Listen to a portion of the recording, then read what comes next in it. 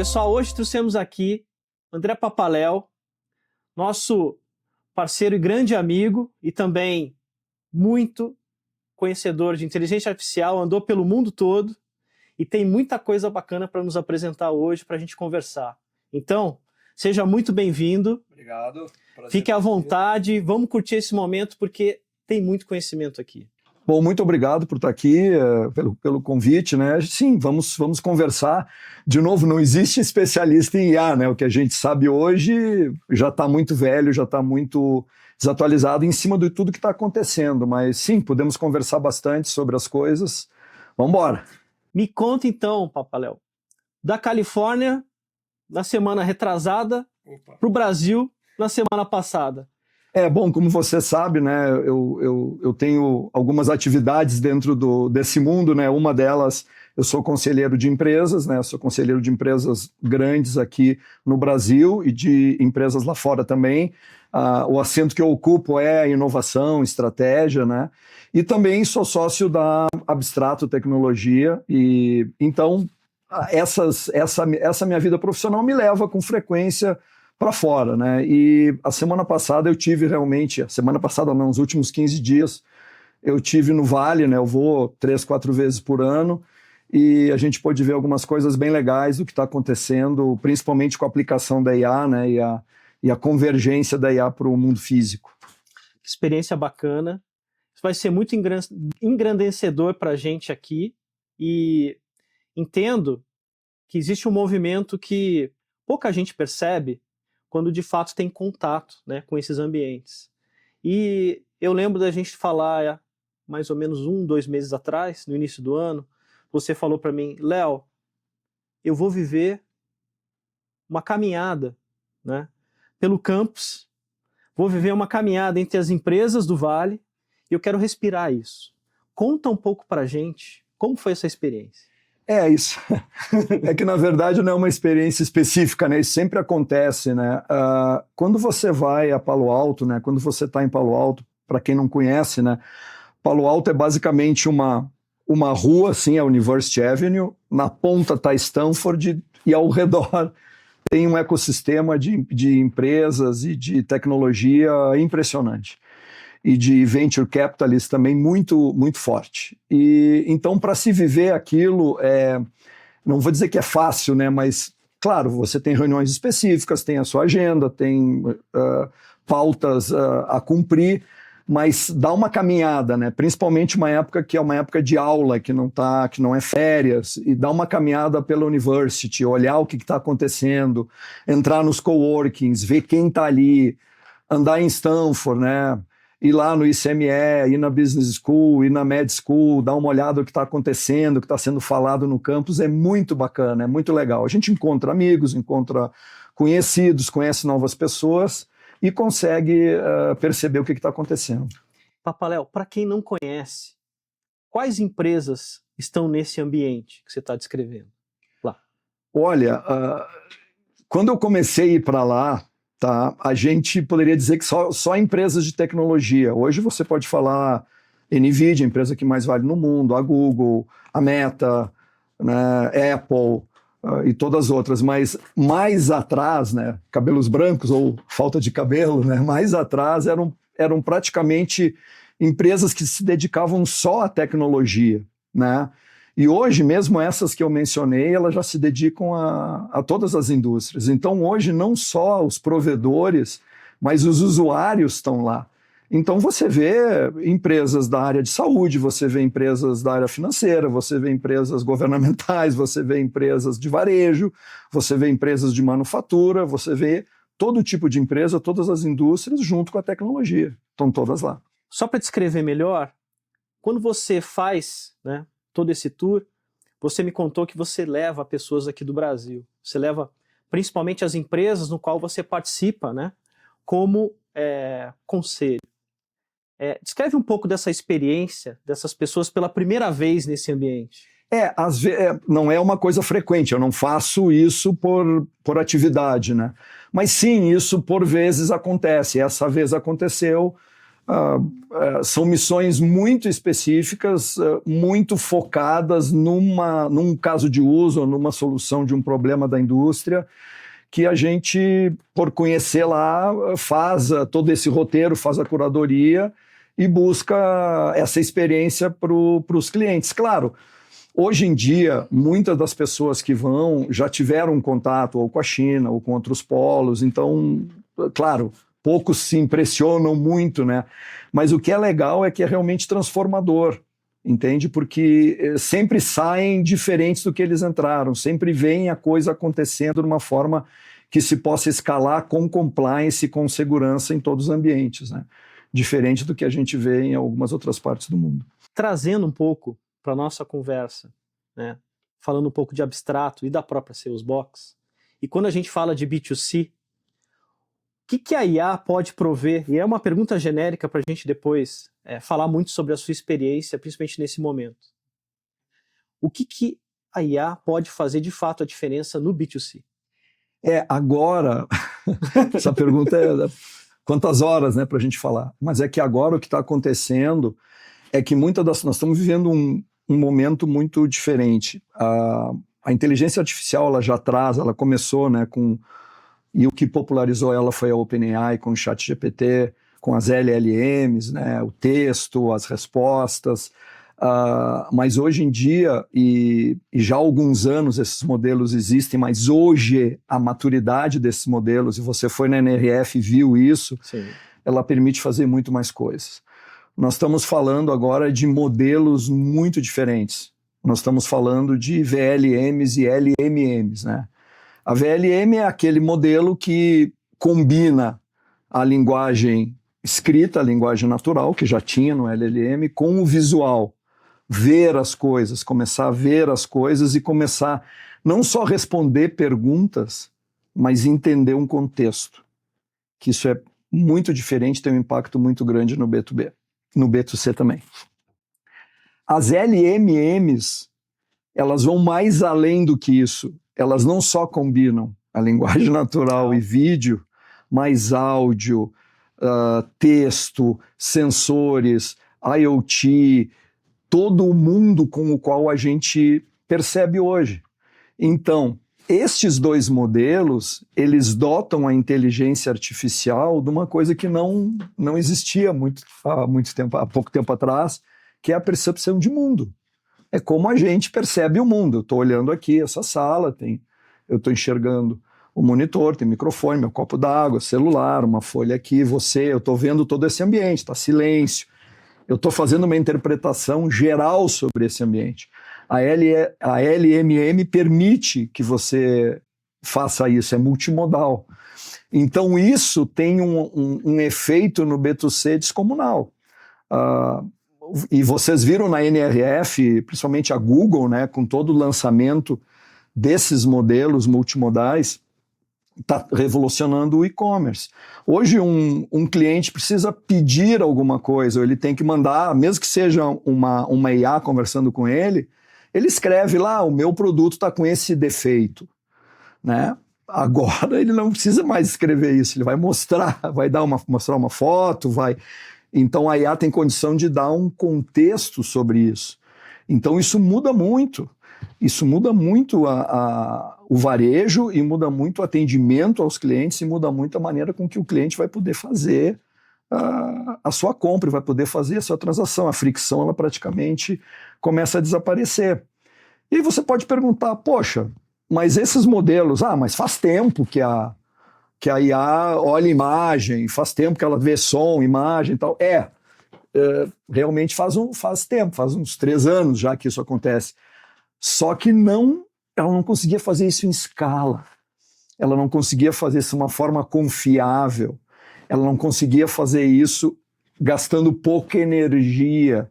Ela não conseguia fazer isso dentro de um custo viável.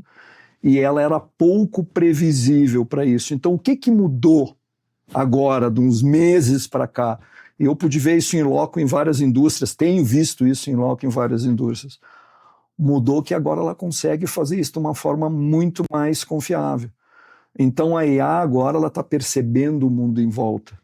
E a gente está passando de uma economia da transação, do custo de transação, para a economia da inferência. E isso é que está mudando todo mundo. Esse ponto, assim, é disruptivo, né? Estamos falando aqui de poucos meses, talvez de semanas, né? O que a gente vê, o que vem por aí, não se consegue prever, mas se consegue imaginar de alguma forma, com algo muito voltado para a experiência, principalmente, né, para a experiência humana e para a satisfação, né, do que as pessoas buscam em termos de serviço, em termos de produto, em termos de atendimento, né, em termos de resposta rápida. E uma das coisas que a gente estava conversando até um pouco antes de começar aqui, né, o quanto isso vai impactar no mercado em termos de substituição de pessoas ou de serviços que a gente está muito acostumado e que a gente nunca acreditou que seria possível. Bom, vamos lá. Tem um caminho antes da substituição das pessoas, tá? Eu não acredito muito nessa substituição, mas vai ocorrer alguma coisa aí, eu chego lá. Mas tem um caminho que nos dizia, puxa, será que isso é possível um dia? E agora esse caminho se abriu e ele já está dizendo para nós, sim, é possível. E qual é esse caminho? É o caminho que a gente está vendo agora no planeta. É a economia da inferência. O que significa isso? É o custo de pensar, o custo do raciocínio. A tecnologia como a gente conhece, e eu já vou chegar na tua resposta, tá? A tecnologia como a gente conhece, imagina só, eu vou fazer o Pix no banco, custo da transação do Pix, o custo de cadastrar o cliente no ERP, o custo de atender um chamado do cliente numa mesa ou num call center. É o custo da transação, super previsível, escalável. Puxa, por causa da economia da transação, é que a gente foi para a nuvem e conseguiu trabalhar na nuvem de uma forma absurda. Acontece que a IA, com os modelos visuais e os modelos multimodais, ela está fazendo uma outra coisa agora, além de responder. Ela raciocina. E o custo do raciocínio chama-se custo da inferência. Transação, volume, latência é transação. Custo da inferência é o custo da inteligência. E o custo a inteligência é mais cara, o pensar é muito mais caro do que responder uma pergunta, do que transacionar. É muito mais caro.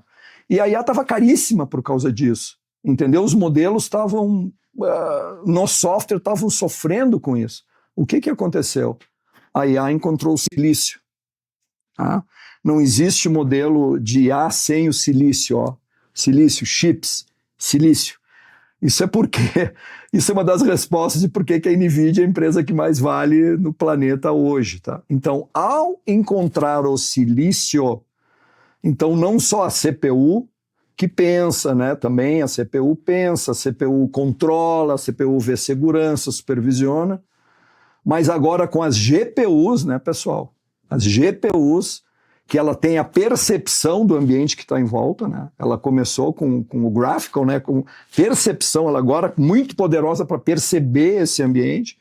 E as NPUs agora, combinadas, né? Que fazem a inferência, que pensam, que raciocinam, que dão os comandos para agir. Então, o silício, né? Os novos chipsets hoje, GPU, CPU e NPU juntos, eles viabilizam uma IA que não antes era viabilizada. Por isso você viu as coisas que você viu lá na NRF. Então, o que isto significa? Algumas tarefas repetitivas que a própria LLM já começou a substituir, mais rotineiras, etc., tudo bem, começa a substituir pessoas ou realocar pessoas. Mas agora, as VLMs, LMMs com o silício juntos, elas passam a fazer uma AI chamada uma AI autônoma.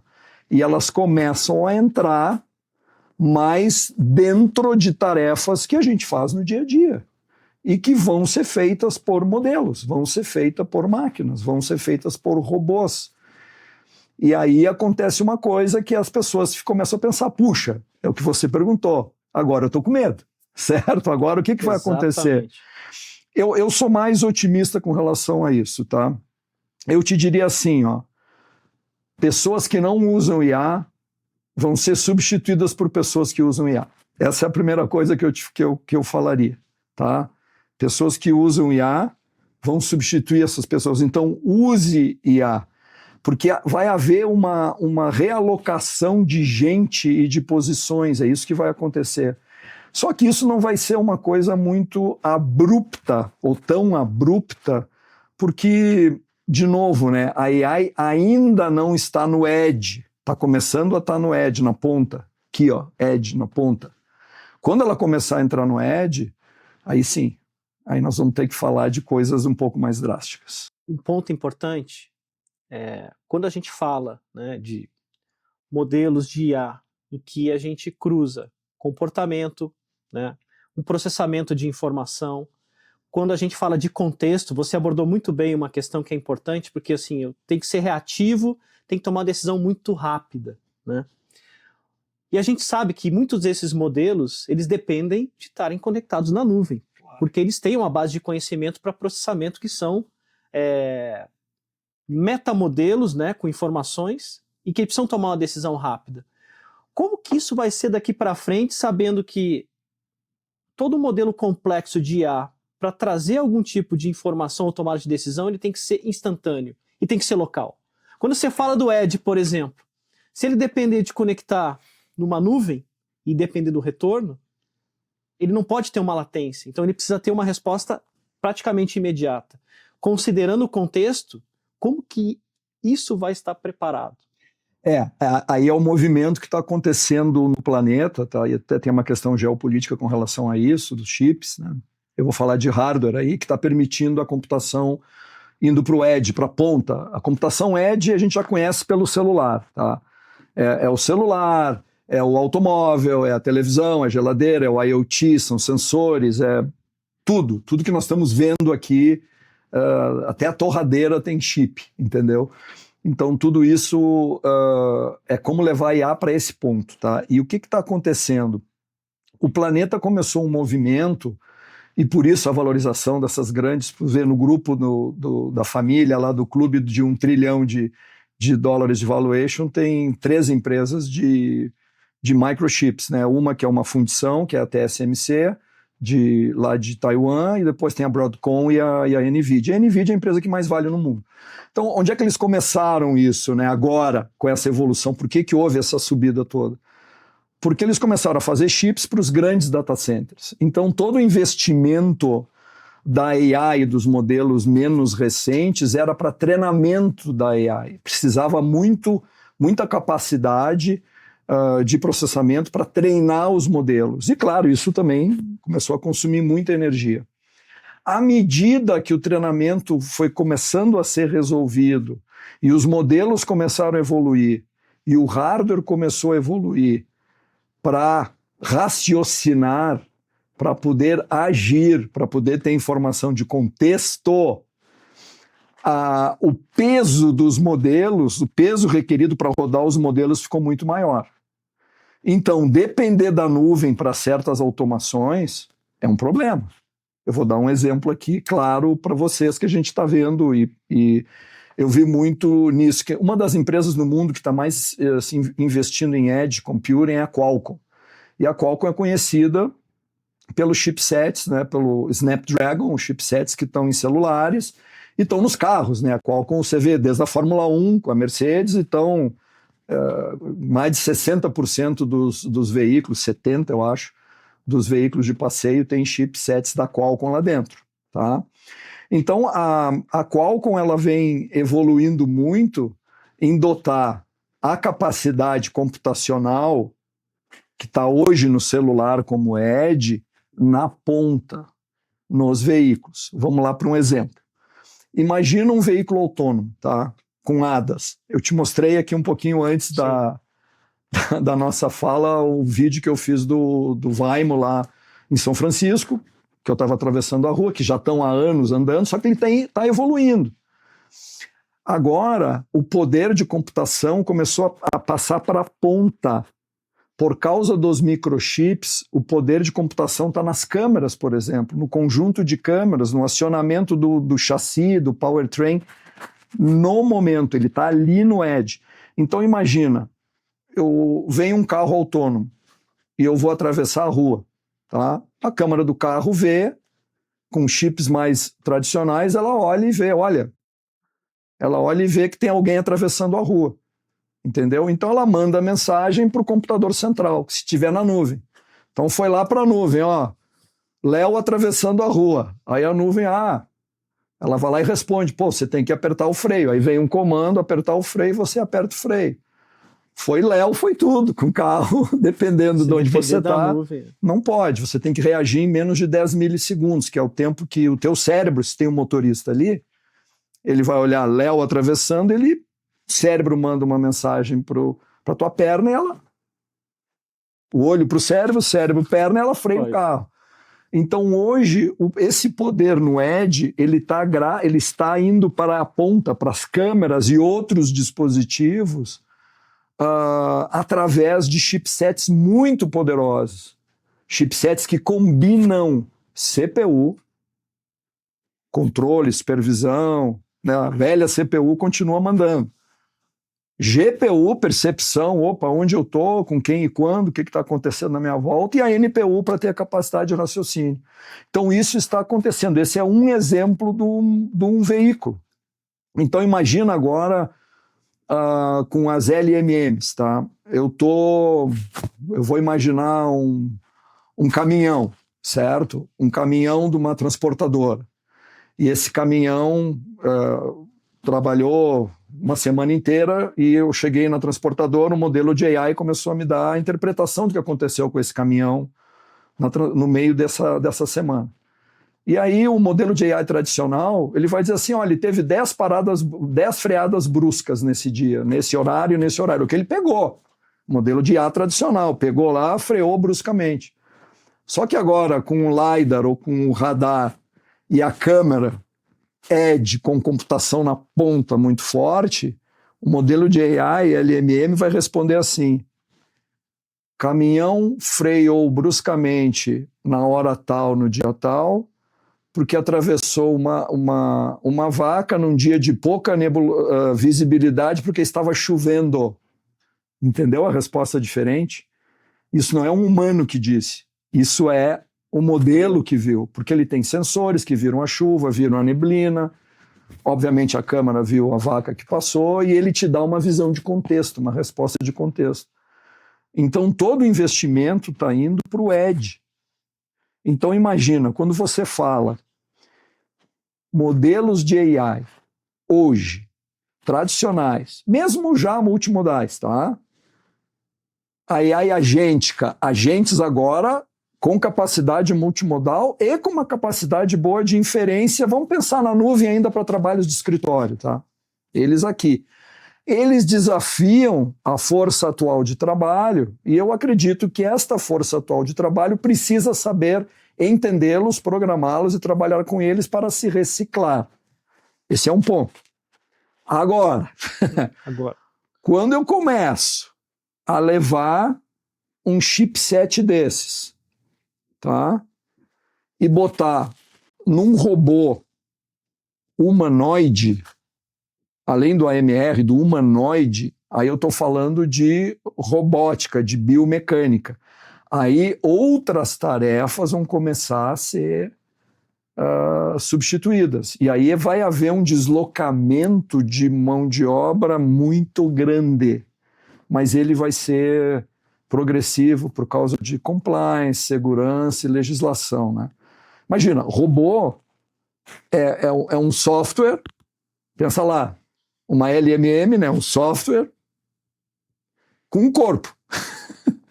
E corpo pode causar dano, entendeu? Então tem muito que andar ainda, compliance, segurança, toda essa parte de regulação, ela vai dar um tempo, mas as pessoas precisam se preparar agora. Então, nessa primeira onda, quem usa IA vai substituir quem não usa. Na segunda onda, vai ser pessoas que sabem programar e supervisionar e controlar robôs autônomos humanoides vão substituir aquelas que não sabem. É isso que vai acontecer. Eu vou trazer um exemplo que eu vi 2 semanas e que eu achei assustador. Tá? Por quê? Viu Elon Musk fechando fábricas de carros elétricos e abrindo, né, unidades de montagem de robôs humanoides. E aí nós estamos falando de contexto, estamos falando de, né, chipsets com inteligência, estamos falando de aplicabilidade desses humanoides com especialidade. Então estamos falando, por exemplo, de construção civil, que ao mesmo tempo tem compliance, ao mesmo tempo tem a questão de segurança, ao mesmo tempo tem uma questão de aprendizado, porque depende muito do projeto, depende muito do que vai ser feito. Sim. Né? E eu vi alguns vídeos, né, de humanoides ajudando e realmente fazendo o trabalho, né, de um empreiteiro que deveria ele mesmo estar fazendo, né, desde a pintura de uma parede, a montagem de uma, né, de uma estrutura, né, de madeira, né, marcenaria, enfim.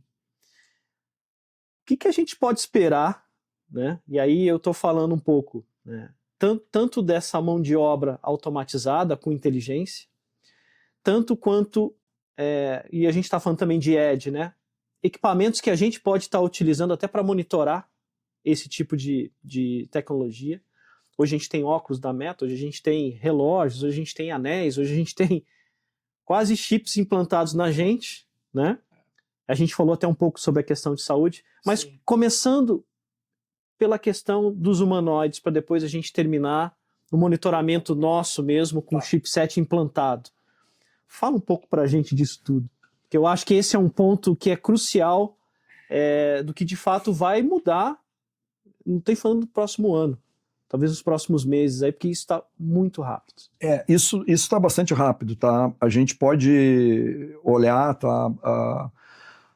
Vocês foram na NRF, né? Tem, no começo do ano, a primeira feira do ano é a CES, em Las Vegas, que é a de Consumer Electronics, tá? Nessa feira, tá, é onde se lança a maioria das novidades, gadgets, todos do B2C, para o consumidor, tá? Nessa feira, isso é uma revolução, tá? A gente pode fazer paralelos com algumas coisas que a gente já viu em filmes, ficção científica, etc. Mas nessa feira, a Qualcomm lançou uma plataforma chamada Dragon Wing, tá? Que ela é um chipset que tem CPU, GPU e NPU, ou seja, pode trabalhar com LMMs autônomas com uma capacidade de inferência gigante para robôs humanoides, tá? É o VinMotion 2. Se quiserem olhar e pesquisar, VinMotion 2 foi lançado lá com isso, tá? Antigamente, tá, existia aquela frase, eu preciso programar o robô. Eu quero fazer o robô andar daqui até a câmera, eu programo, ele vai dar 3 passos, ele para ali, é programado, ele não raciocina, ele não enxerga, ele não tem percepção, ele não tem contexto. Agora, a partir deste chip, e já de outros que tem por aí, ele tem contexto. Então ele começa a poder, vou dizer, tecnologicamente falando, a porta está aberta para, imagina, esse é o primeiro, daqui a pouco vai ter mais evoluções.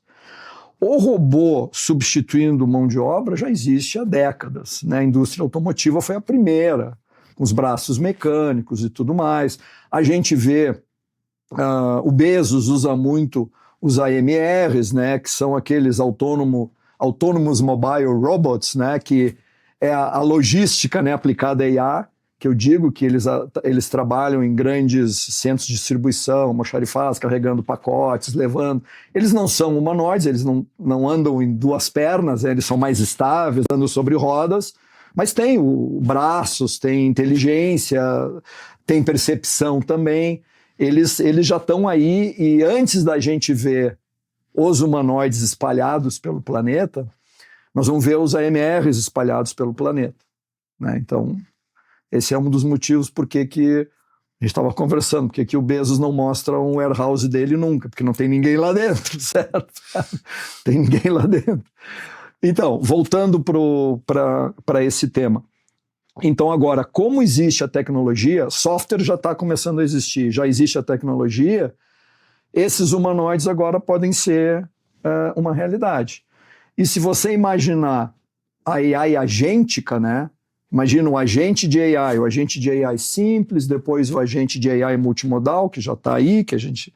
Só que esse agente de AI dentro, essa LMM dentro de um robô, é como se fosse 30 agentes dentro de um só. Perfeito. E ele é autônomo, né? Então ele vai ter essa capacidade, vai chegar lá. Por que eu falo que vai demorar um pouquinho, tá? Tem um grande problema hoje, esse humanoide da Vimotion, imagina só, você falou de tarefas repetitivas, né? Um pedreiro. Bom, imagina só o exemplo na fábrica de um soldador num processo de manufatura, certo? E o exemplo que você usou, eles trabalham 8 horas por dia, tá? Então, para eu botar um robô autônomo trabalhando lá com a percepção, ele precisa aguentar 8 horas por dia. A bateria de um robô hoje humanoide, ela está indo de meia hora a 2 horas. Então, eu teria que ter uma série deles para poder carregar e como fazer, ou fazer ele se autocarregar, mas ele tem tempo de carregamento. É um problema similar aos carros elétricos, tá? Que precisa ser resolvido. O segundo problema é o custo, tá? O custo por hora trabalhada. Tá? Ele tem, claro, ele trabalha 24/7, ele não reclama, ele não faz nada, entendeu? Mas é o custo por hora, o custo da inferência. Hoje continua caro, mas está caindo muito. Está caindo muito. Talvez daqui a 2 anos, quem tiver coragem, 2, 3 anos, nos mercados que vão ter acesso a isso, você vai poder ter um robô humanoide em casa fazendo tarefas domésticas, limpando a casa, arrumando a cama, lavando roupa, entendeu? Caminhando por ali, tá? E aí tem o terceiro ponto, que é a questão do compliance regulatório. Isso vai ser regulado, porque, de novo, o robô, realmente humanoide, é um software com corpo, e corpo pode causar danos, então tem que ter muito controle, muita questão para ele poder ser liberado em escala industrial. Mas quando for liberado em escala industrial, imagina quantos podem existir, entendeu? Aí a gente começa a pensar nos filmes de ficção científica. Podem existir, a gente pode ter um em cada casa. Eu posso ter um para cada um de nós. Aí seriam 8 bilhões no planeta e autônomos. A gente começa a pensar. Então, a tarefa principal é entender os LMMs, os modelos, como eles vão evoluir, é dominar o silício, né, a evolução desse silício e como ele trabalha, e todo o sistema que vai supervisionar e controlar isso. Então, a profissão, uma das profissões do futuro vai ser essa, né, que vai fazer com que as pessoas, que haja um deslocamento dessa mão de obra, tá? Mas a gente pode discutir questões geopolíticas, né? Tem lugares no planeta que vão sofrer mais e sofrer menos. Mas isso eu acho que é uma mudança que não tem mais volta, ela vai acontecer. E eu sou otimista, tá, com relação à tecnologia, tá? Eu acho que sempre não é exterminador do futuro, eu sempre acho que é alguma coisa que vai acontecer para o bem, tá? E o bom é que a gente consegue, e viveu ao longo desse tempo, essas revoluções, né? Internet, depois todo esse movimento de nuvem, integrações, inovações, e agora todo esse movimento de inteligência artificial. Dá para dizer que simplesmente um humanoide, analisando o que a gente faz no dia a dia, ele consegue fazer automaticamente? Trazendo para a realidade simples. Os modelos que existem hoje já de LMMs, né, eles dizem que sim, tá? Claro, tudo é treinado, o treinamento existe, tá? E vai colocar ele ali. Tem uma outra coisa dos robôs humanoides, de novo, pessoal, o robô humanoide é que nem nós, ele anda em 2 pernas. Então, boa parte da energia que ele gasta é para se equilibrar, para não cair, tá? Então, todo o balanço, todo esse equilíbrio também é uma coisa que tá evoluindo. E tem uma outra coisa para ele poder fazer isso, tá? Que não sei se já ouvisse falar do SLAM em robótica. SLAM, não. SLAM, tá. SLAM significa Simultaneous Location and Mapping. Um robô humanoide tem que ter um SLAM, tá? Esses SLAM já estão, você vê, um chipset desses, de um celular aqui, ele já tem modem, ele tem GPS, ele tem uma série de coisas. É a mesma coisa, tá? Só que o SLAM, para explicar para um público menos técnico, o SLAM é o Waze do robô, tá? Só que o Waze, você trabalha em cima de um mapa que já existe ali, tá? E ele otimiza aquela rota. O robô, para ele ser autônomo, primeira coisa, que nem nós, para ter autonomia eu preciso poder caminhar dali para cá, me levantar e caminhar sozinho. O robô precisa saber onde ele está, se localizar. E ao mesmo tempo, enquanto ele caminha, ele faz o mapa de onde ele está. Isso é na hora. Isso é real time. Tá? Então imagina a inferência nisso. Tá? Então ele vai caminhando, vai vendo o mapa. Então ele está numa fábrica, ele enxergou que tem um tonel na frente dele. Ele não vai... Se não programa, se fosse programado e aquele tonel apareceu naquele dia, ele ia bater no tonel, ia ficar ali e ia parar. Hoje não, visão computacional, as dezenas de câmeras, centenas de câmeras que ele tem, ele olha e vê o tonel, ele desvia e vai. Ele consegue se agachar, passar por baixo, que nem nós. Tá? Então, tendo o SLAM e tendo esse modelo treinado para tarefa específica, sim, ele consegue ter autonomia. Inclusive para ver que a bateria dele está acabando, ele mesmo, e que se não for no final do turno, ele já, ou se é o final do turno, ele se desloca, põe para carregar e se desliga, entendeu? E vai ligar automaticamente na hora que ele tem que ligar, para começar a trabalhar, entendeu? Então, eu acredito que ele vai começar a aparecer, ele vai aparecer em ambientes mais controlados antes, tá? Mas o robô que mostraram na CES, né, da V-Motion, ele é um robô para ser doméstico, para trabalhar em casa. É um robô que tem que custar menos de $10 mil, $15 mil por ano lá nos Estados Unidos para ele poder trabalhar. E eu falei dos Estados Unidos, mas na China também tem uma evolução brutal, muito grande sobre isso. Tá? Então, eu acho que sim. E a autonomia ela vai crescendo à medida que o chipset vai sendo desenvolvido. Se a gente lembrar, né, quem é mais velho, né, do Exterminador do Futuro, eu acho que é no 2, quando eles mostram o chip novo da Cyberdyne lá, quando eles lançaram aquele chip novo, que é o chip que permitia uma espécie de funcionalidade que o robô não fazia, que é muito parecida com essa que está sendo lançada agora. Tá?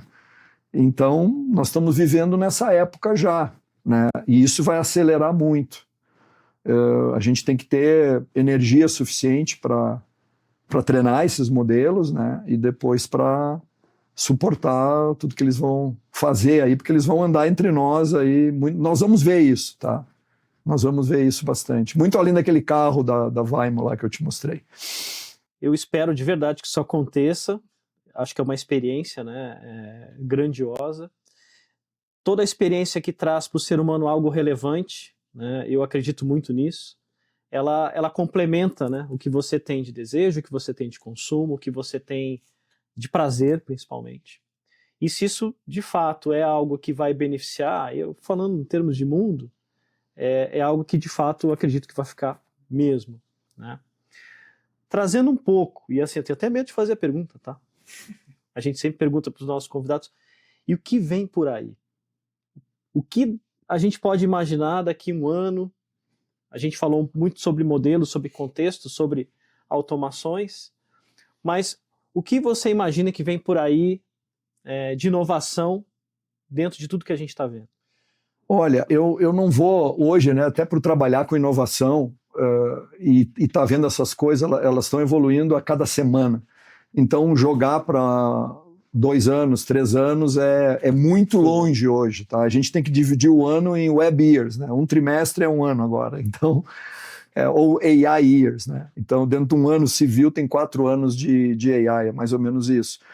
O que eu estou vendo, e a AI está indo muito, vamos dizer, consistente nisso, é uma evolução desses modelos da AI generativa para AI autônoma muito mais fortes e consistentes, a computação indo para o edge com exemplos práticos em todas as indústrias, tá? Eu tô vendo isso, aí você vai dizer, puxa, mas isso não é novidade, porque são coisas que são faladas como visão, mas agora eu estou enxergando para os próximos 2 anos ela se materializar dentro da saúde, por exemplo, com sensores. Hoje já a parte de imagem, toda a parte de imagem na saúde é a porção mais evoluída em inteligência artificial que existe, tanto em modelos, não só modelos visuais, mas modelos multimodais. É impressionante o que dá para se ver hoje e o tipo de computação nas câmeras que existe em radiologia, por exemplo. Então, em outros segmentos, manufatura, a gente vai ver muito mais AMRs dentro das fábricas e daqui a pouco alguns humanoides. Então, toda a consolidação do que nós estamos vendo hoje, eu acredito que isso vai acontecer. Mas então você está dizendo que a tua visão de futuro é dizer que isso que está se falando hoje vai ser realidade. Isso vai ser realidade. E por si só já é bastante assustador, né? Porque se você pensa na capacidade do ser humano, imagina assim, nós somos 8 bilhões e meio, né? Por aí, nesse planeta. Eu já perguntei, acho que não sei se foi para você ou para o Ivan uma vez, quantos de nós codificam? Quantos programam hoje? Dos 8 bilhões e meio, sei lá, será que 200 milhões? Se considerar lá com chineses e indianos, acho que talvez até mais, né? Posso pegar uma amostra pequena do meu time. Ninguém. Mas... Hoje, praticamente, todo mundo... menos vamos pensar 2% da população, vamos ser otimistas. 3% da população mundial, tá? E o ser humano evoluiu como ele evoluiu, com essa massa de pessoas trabalhando em tecnologia, tá? Ou trabalhando em engenharia, ciências, né? Matemática, tecnologia. Imagina se eu tivesse metade disso, tá? Metade adicionadas em 1 ano em forma de robôs. Pode ser humanoides, pode ser AMRs ou pode ser modelos de LMMs. Imagina onde a gente vai chegar.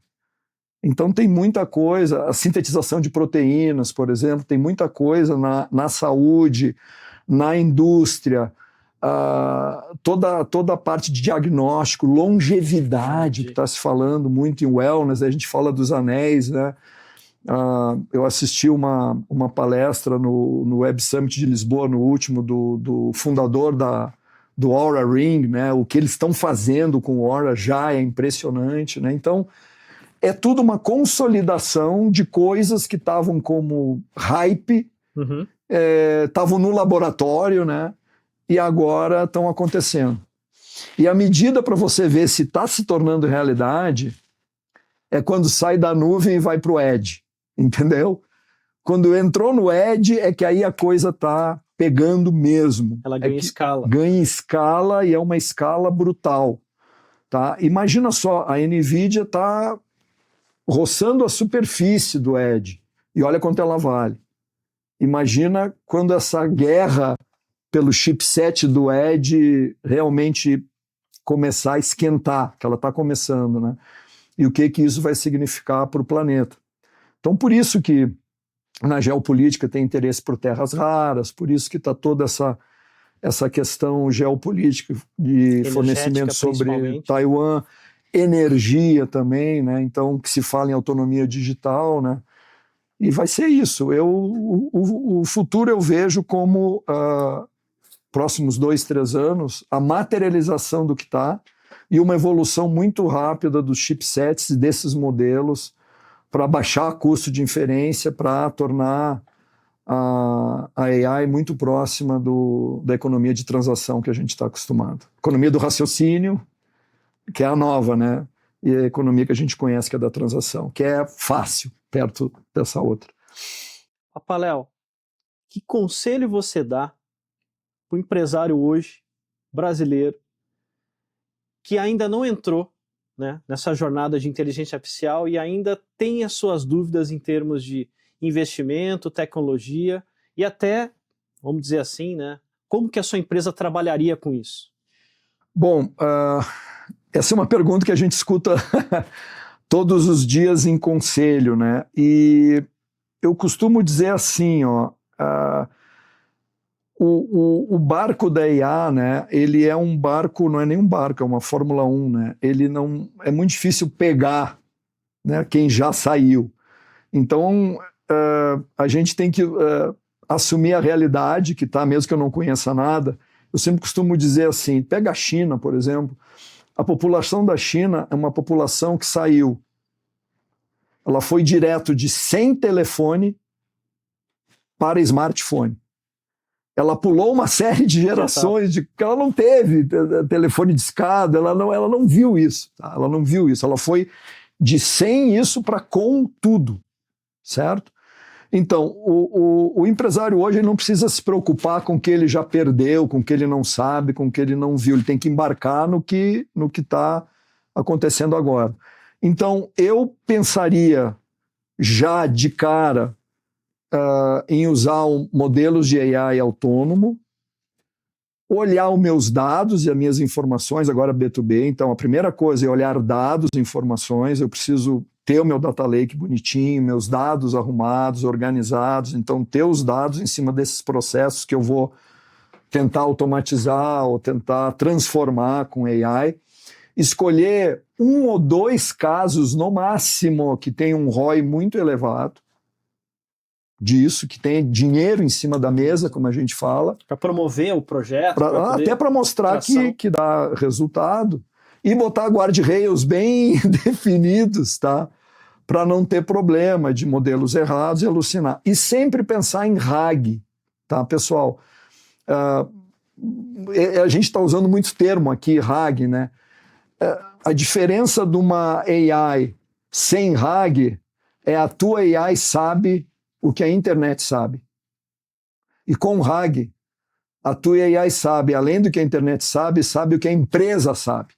Então, usar o First Party Data, usar o seu próprio dado, fazer modelos RAG multimodais, ou seja, combinar os dados do teu RP, do teu CRM, do teu dia a dia, dos teus resultados financeiros, de tudo, né, dos dados dos teus clientes, dados dos teus fornecedores, né, a multimodal faz isso hoje, com o contexto mundial que é treinado hoje pela maioria dessas empresas. Então eu faria isso, começaria simples, 1 ou 2 modelos com ROI, e aí sim a chave é fazer isso de uma forma permanente, né, de uma forma segura.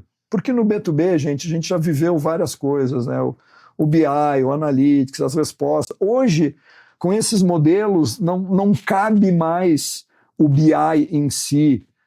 Os modelos multimodais já te dão a resposta, eles já raciocinam por você, você raciocina em cima deles.